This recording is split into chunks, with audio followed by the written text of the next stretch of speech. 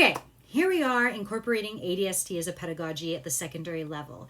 I am a grade 10 PE teacher right now for my practicum. So these might be some ideas that I implement at the grade 10 level. Now you can adapt this for a lower level or grade 6, 7, 8, 9, or you can actually make it a little more intricate if you'd like to explore further options at your grade 11, 12 level. So let's take a look at what we're designing here.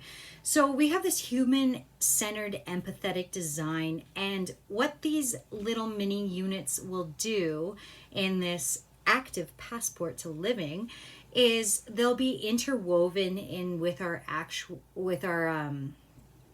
like our badminton, our basketball, our volleyball, our softball units. Okay, so these will be interwoven in between. The reason for this is so that we can still teach safety and technique and get to know our students' strengths and weaknesses and their learning styles and everything before we set them free in the curiosity aspect. Okay, so please know that we are setting those techniques and safety and demonstrations, everything up prior to actually implementing any of these. So up first, where we would create a mini game.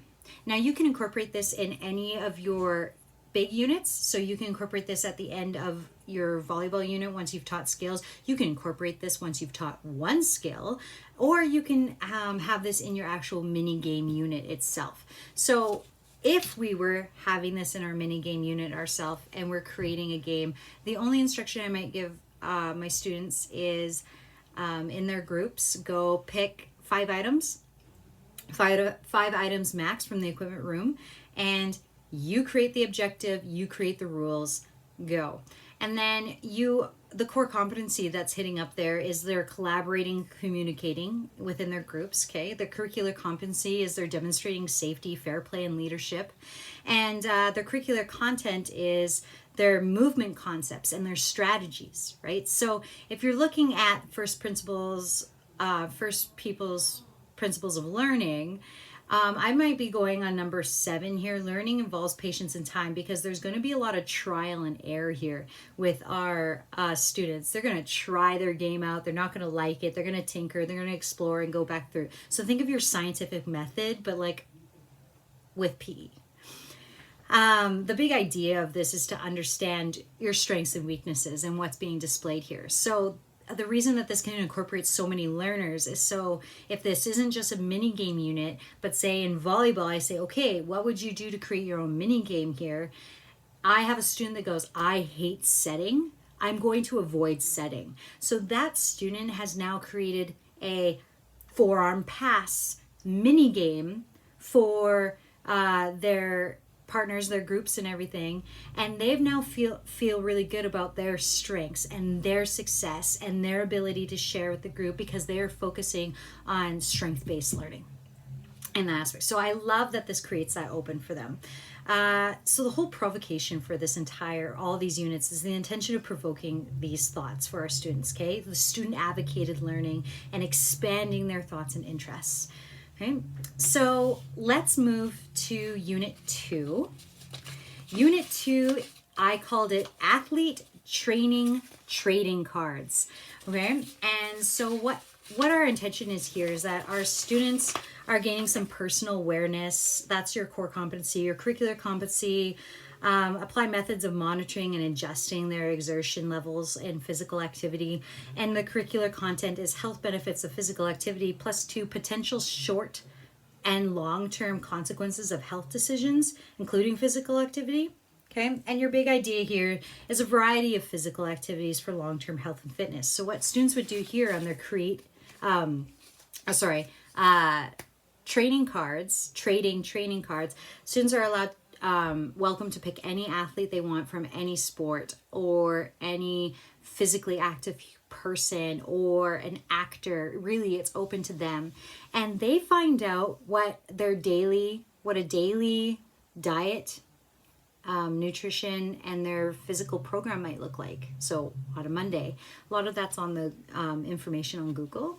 So once these students create their training cards, hopefully asynchronously, but we have 3-hour classes, keep that in mind. They get to swap and share and hand out, and then you find your partner, and one partner will do the training that day, and one partner that morning of class, and the other partner will be the victim of that training, and then vice versa.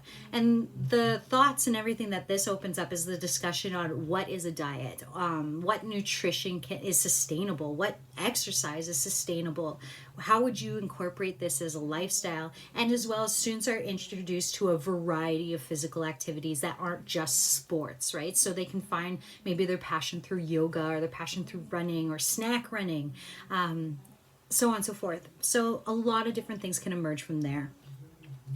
The third unit that we've come up with here, okay, is I focus on the 10 essential items, okay? Now you can apply 10 essential items to literally any scenario that you want, and you choose what the 10 essential items are. So here, students come up with their own scenarios, and we come up with the material to reenact those scenarios. So now we're going through self-defense and safety. Then we'll take that outdoors. Like what are your essential items when you're working outdoors? What are your essential items when you go for a walk? You know, things like that really get students thinking about their day-to-day life activity. This is a core competency under critical thinking. The curricular competency is proposed strategies for responding to certain situations, and the curricular content is strategies to protect yourself and others in a variety of settings. Your also basic principles for responding to emergencies can emerge from this kind of activity of student inquiry. And the big idea here is your healthy choices. Regular participation can be maintained or improved, as we would learn through hiking. How much exertion do you want to put through on this hike? How much, if you were to get lost, what would you need? How would you maintain your energy? How would you sustain your energy? So on and so forth. What would you pack to eat? That can actually carry you on through a long time through an emergency situation. So really, that can just open up for so many avenues. And the choice is yours, your students', because you want student advocated learning. You want to teach them something that they want to know about. They want to know how to escape if your arms are tied behind a chair and you were kidnapped. Let's do it. You want to learn how to build a shelter when we're on a hike, you got lost and you need to survive overnight. Let's do it, right? So there's a way to open it up for all this place. The last thing that I'm going to talk about really quickly is just how this can be used as a summative assessment of your students' learning. So at the beginning, we talked about, like, let me know what you know. Let me know what you want to know. And you constantly gauge that throughout all these units, right? And students can let you know this either verbally, sticky notes, notebook. My coaching teacher is using an app called Summative app. So that's part of your technology part if you want to incorporate the full ADST of applied designed skills and technologies. The Summative app, you can actually ask these questions on, and students can just go and click their little verbal thing and go blah, blah, blah, blah, and their answer is there. If they do not want to keep a notebook, they do not want to create a passport to be stamped, so on and so forth. For my verbal students, like I am doing right now, create a video for me if you want. Thanks for that feedback, Jenny. And create a video, create a PowerPoint if you'd like, or just simply talk to me. Right? Get your ideas out there. There's so many ways to actually get this summative assessment on the reflection of your students' learning. And so it is so diverse for everyone so that everyone can participate, whether you're an introvert, you're an extrovert, you are into sports or not into sports. This really is a blanket way to intertwine all your learners and to intertwine health and fitness as a pedagogy through ADST. So that's my challenge, actually, not ADST as a pedagogy, but health and fitness as like through ADST, which I find really interesting. At the end, you ask them, what did you learn? What was new to you? What questions do you have further? And get them to do those type of reflections and submit them however is best for your student. This is PE. This is not an English class. This is not a social studies class, okay? So if writing's your thing, you go. Okay, if verbally is your thing, you go. Creating PowerPoints is your thing, you go. So there's so many different ways that you can do that. Anyways, that is my incorporating ADST as a pedagogy and my hypothetical units and my hypothetical class with my hypothetical students. I'm sorry that this took double the 5-minute time, but I had to make sure that all the content was there. Cheers.